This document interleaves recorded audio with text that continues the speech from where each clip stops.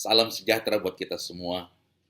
Senang rasanya berjumpa dengan saudara-saudara sekalian dalam kasih Tuhan. Saya percaya kita semua ada dalam pemeliharaan tangan Tuhan yang kuat. Saudara, hari ini kita akan bersama-sama memuji dan memuliakan nama Tuhan. Kita juga akan belajar mendengarkan firman Tuhan. Dan sebelumnya, mari kita bersaat teduh sejenak.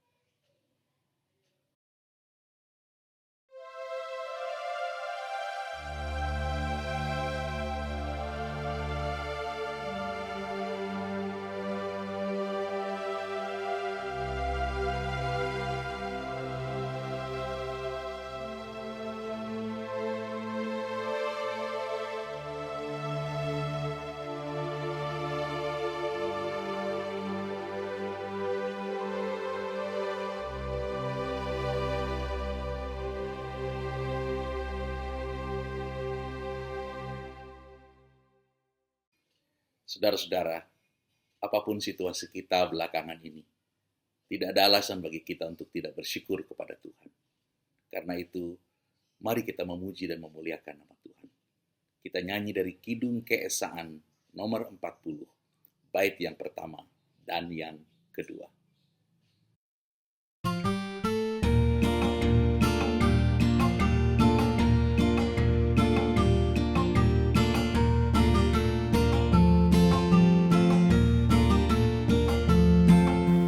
Marilah bernyanyi haleluya, suaramu pun nyaringkan haleluya.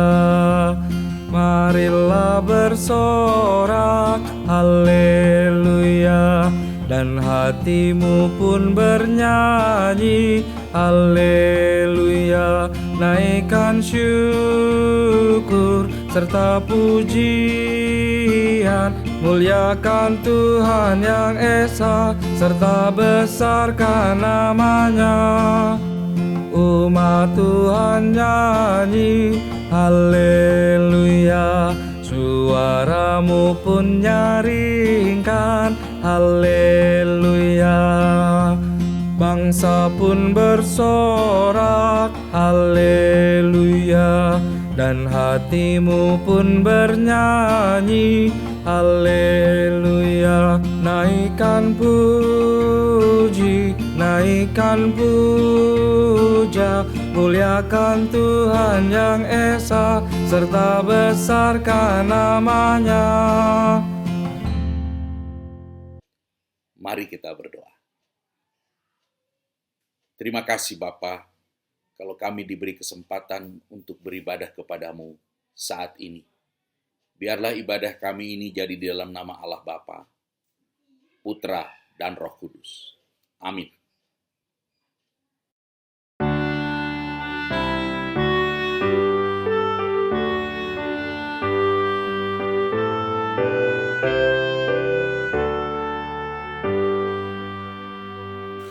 Yesus, lihat umat-Mu yang mendamba Kau berfirman, dan arahkan padamu hati dan seluruh indera, hingga kami yang di dunia Kau dekatkan pada surga. Tanpa cahaya Roh Kudus, kami dalam kegelapan.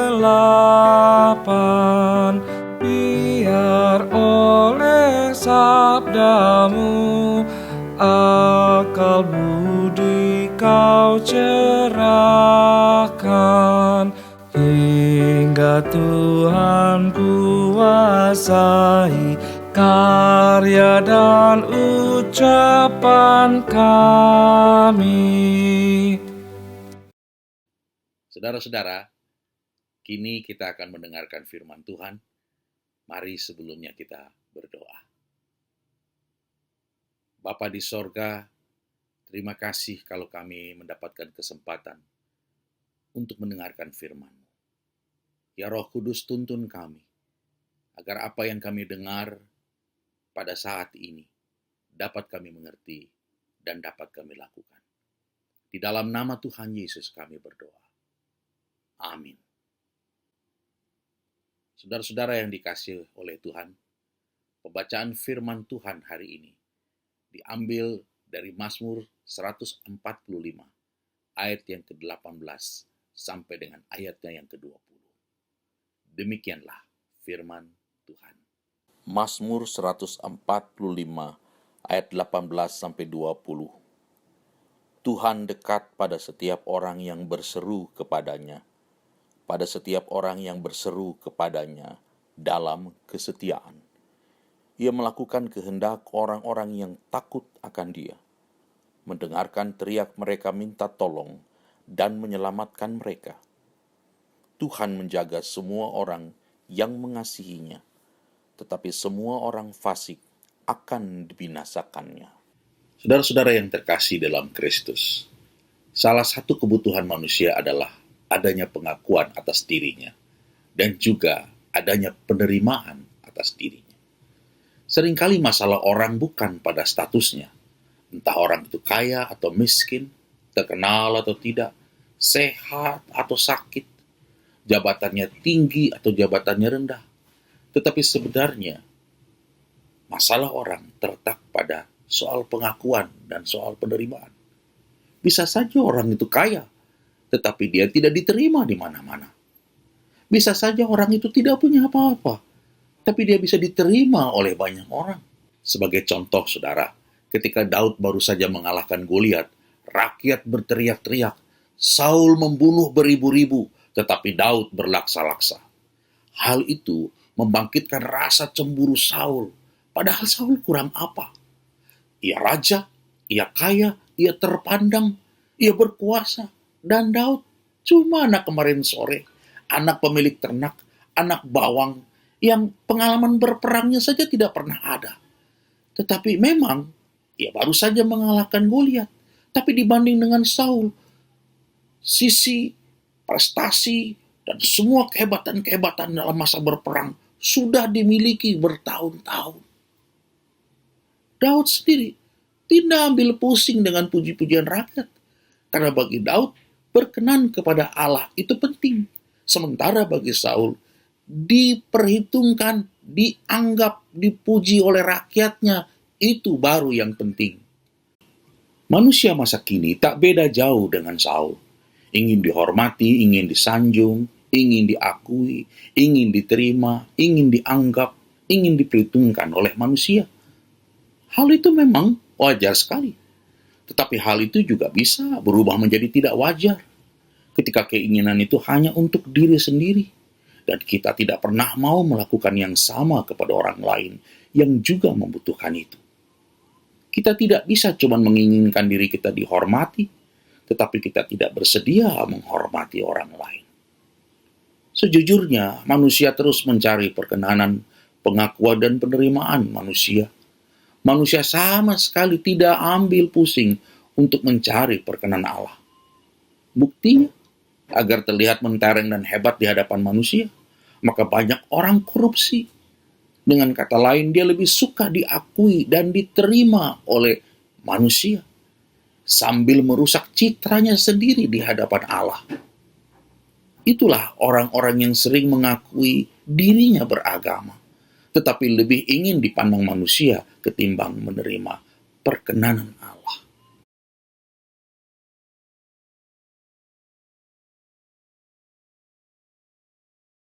Saudara yang dikasihi oleh Tuhan, hari ini berdasarkan Mazmur 145 ayat 18 sampai dengan ayat yang ke-20, mari kita belajar untuk tidak mengejar-ngejar penerimaan dan pengakuan manusia, tetapi penerimaan dan pengakuan dari Allah. Dalam khotbah ini saya akan menyampaikan 3 ciri dari manusia yang berkenan kepada Allah dan hebatnya untuk mereka Allah mau melakukan sesuatu. Apa itu? Mari kita simak baik-baik.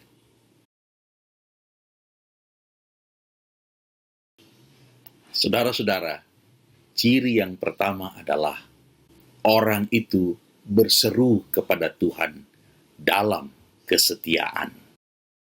Saudara-saudara, Mazmur 145 ayat 18, firman Tuhan berkata, Tuhan dekat pada setiap orang yang berseru kepadanya, pada setiap orang yang berseru kepadanya dalam kesetiaan. Saudara-saudara, ayat ini ingin mengatakan kepada kita bahwa Tuhan dekat, Tuhan bersedia dekat, tetapi dengan orang-orang yang ada dalam perkenanannya, yaitu orang yang berseru kepadanya. Apa arti berseru? Berseru berarti bahwa seseorang itu mengenal siapa yang dipanggilnya. Dia mengenal siapa Tuhan. Artinya Tuhan berkenan kepada orang yang mengenalnya, yang bukan hanya memanggilnya, tapi mengenalnya. Berseru juga berarti kita datang pada pribadi yang tepat. Karena ada banyak orang berteriak-teriak dan berseru, tapi entah kepada siapa, kepada Tuhan yang benar atau kepada Tuhan yang tidak pernah dikenal. Berseru juga berarti bahwa kita mempercayai kepada siapa kita berseru.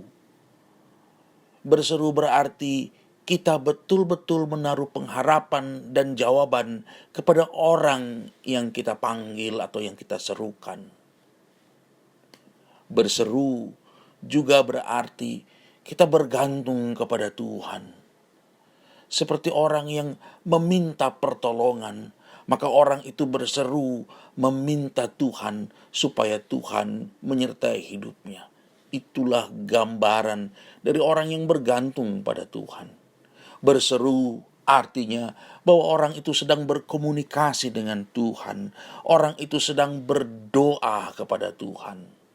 Dengan kata lain, Tuhan dekat dengan mereka yang hidup dalam komunikasi yang akrab dengan Tuhan, dengan orang-orang yang suka berdoa. Cuma ada catatannya. Di ayat ini juga disebut dalam kesetiaan.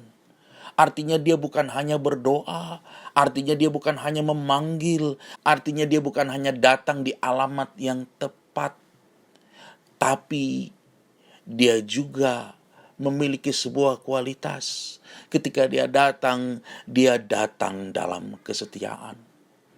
Kata lain dari kata kesetiaan ini di dalam teks aslinya adalah kebenaran.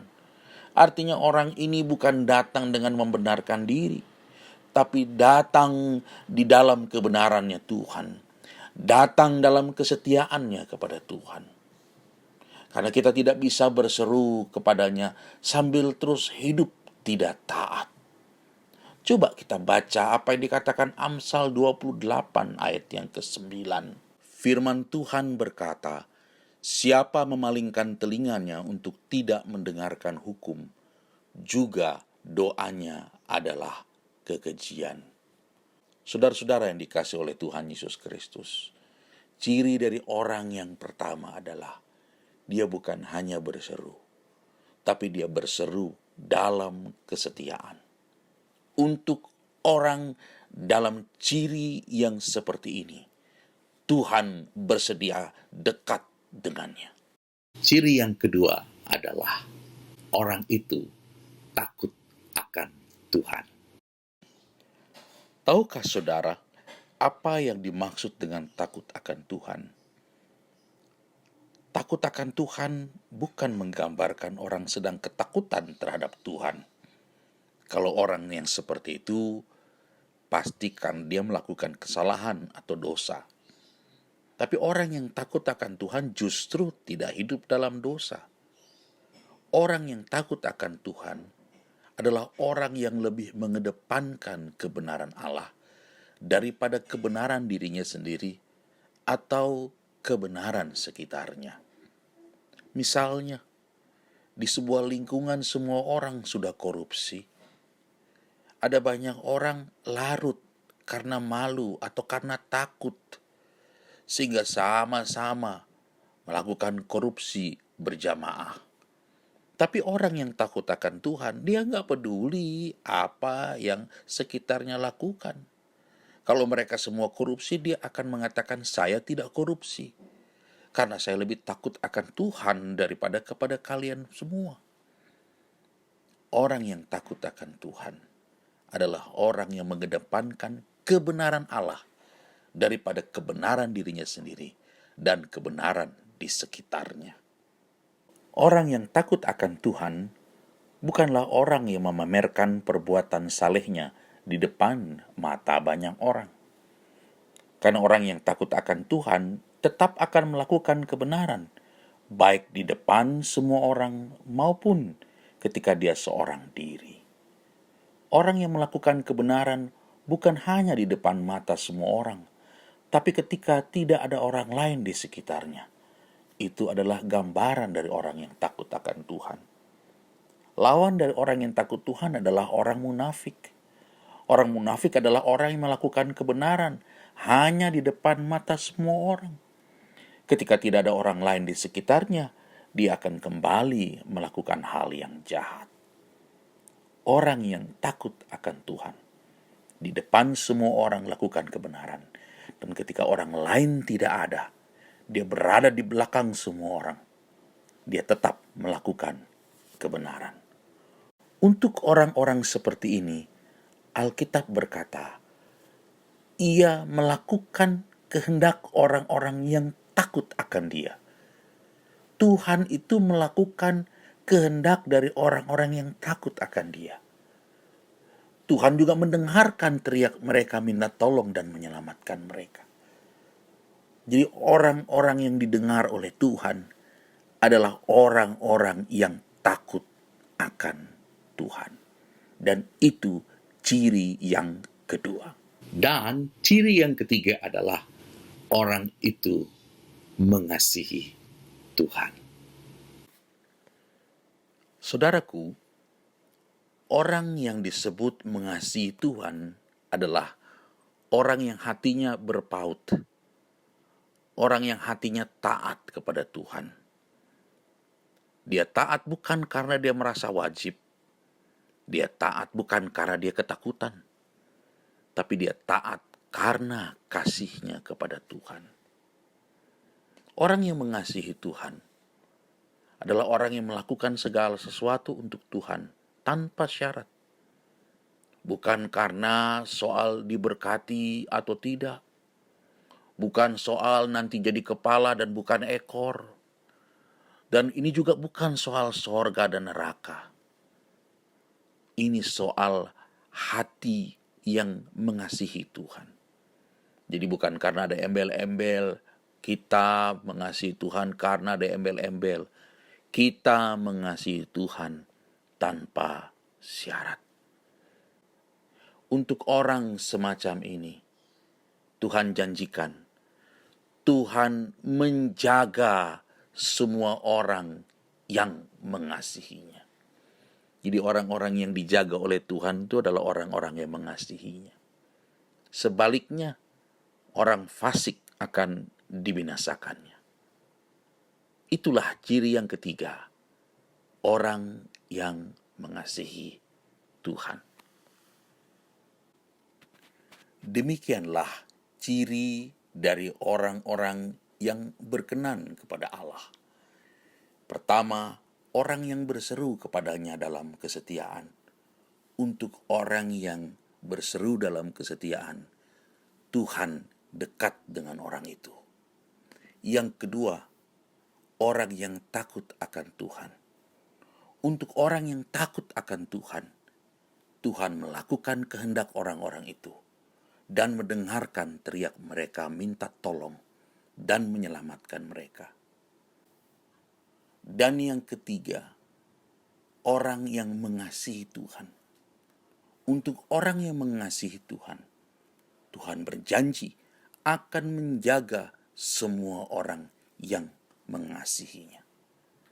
Sudahkah saudara dan saya memiliki ciri-ciri dari orang yang berkenan kepada Tuhan? Amin.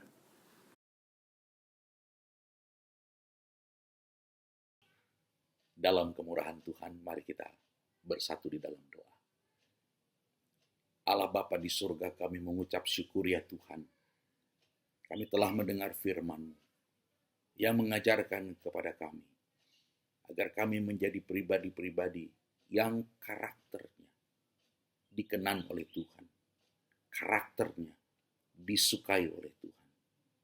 Kiranya firman Tuhan ini bukan hanya menjadi pengetahuan bagi kami, tetapi menjadi sesuatu yang hidup dan nyata di dalam hidup kami dan karakter kami ya Tuhan. Dalam kesempatan ini kami berdoa Tuhan untuk jemaat Tuhan, baik yang sedang sakit, baik yang sedang dalam pergumulan, baik dalam semua hal yang mereka hadapi, yang mereka belum mendapatkan kepastian atau apapun jawabannya. Kami berdoa ya Tuhan, mampukanlah anak-anak Tuhan dimanapun berada, memiliki iman, memiliki keyakinan, bahwa Tuhan pasti menjawab doa mereka, seturut dengan kehendak Tuhan sendiri. Tuhan berkati gereja kami, gembala sidang, para penatua, pengurus komisi, yang dalam situasi saat ini tidak bisa saling bertemu secara fisik. Tapi kami berdoa, biarlah rekan-rekan kami, para pelayan Tuhan, para pimpinan gereja, dapat tetap melakukan yang terbaik untuk kemuliaan nama-Mu. Kami berdoa Tuhan untuk virus yang terus berjangkit. Kami berdoa untuk pemerintah kami. Kami berdoa Tuhan untuk saudara-saudara kami yang bertugas sebagai petugas kesehatan, dimanapun mereka berada. Mampukan mereka dan sanggupkan mereka dalam kasih dan kuasa Tuhan, sehingga mereka melakukan yang sebaik-baiknya, sampai bangsa ini terbebas dari terjangkitnya virus. Bapa, kami berdoa dalam kesempatan ini juga Tuhan. Ajar kami sebagai masyarakat menaati pimpinan kami, belajar berdisiplin, dan mengambil kesempatan dalam situasi ini untuk melakukan hal-hal yang lebih mulia, hal-hal yang positif, sehingga kami tetap dapat membaca tanda-tanda dan kehendak Tuhan dalam situasi yang bagaimanapun. Bapa, inilah doa kami, inilah pengharapan kami. Di dalam nama Tuhan Yesus, yang sudah mengajar kami berdoa. Bapa kami yang di sorga, dikuduskanlah nama-Mu, datanglah kerajaan-Mu, jadilah kehendak-Mu di bumi seperti di sorga. Berikanlah kami pada hari ini makanan kami yang secukupnya, dan ampunilah kami akan kesalahan kami, seperti kami juga mengampuni orang yang bersalah kepada kami. Dan janganlah membawa kami ke dalam pencobaan, tapi lepaskanlah kami daripada yang jahat. Karena Engkaulah yang mempunyai kerajaan, dan kuasa, dan kemuliaan, sampai selama-lamanya. Amin.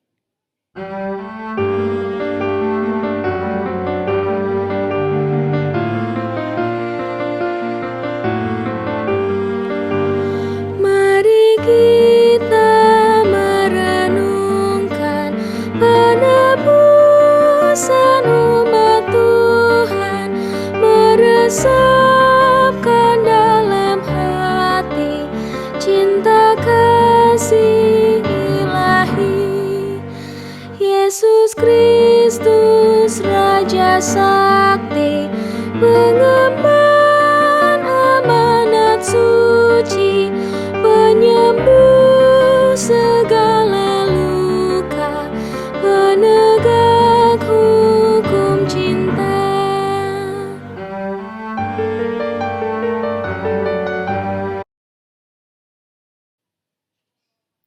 Kini arahkanlah hatimu kepada Tuhan, dan terimalah berkat-Nya. Tuhan memberkati engkau dan melindungi engkau. Tuhan menyinari engkau dengan wajah-Nya dan memberi engkau kasih karunia. Tuhan menghadapkan wajah-Nya kepadamu dan memberi engkau damai sejahtera. Amin.